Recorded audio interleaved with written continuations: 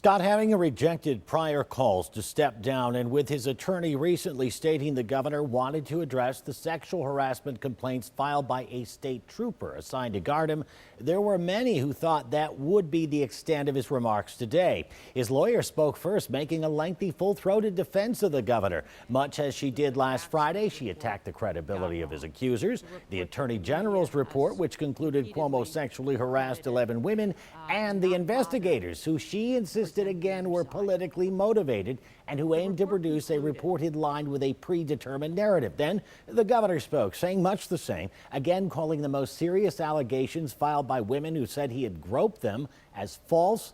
He seemed to be doubling down in his defense until he got to this part of his prepared remarks, which raised a signal of what was about to come instead. I'm a fighter, and my instinct is to fight through this controversy, because I truly believe it is politically motivated.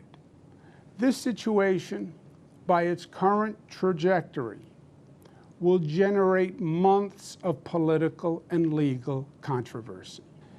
And I think that given the circumstances, the best way I can help now is if I step aside and let government get back to governing.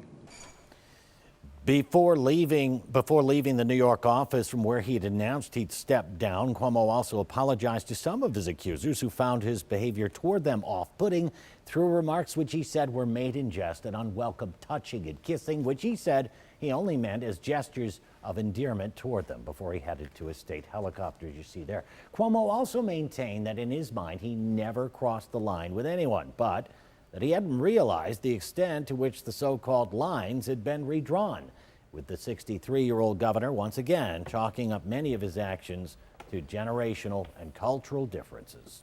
Dave McKinley, Channel 2 News.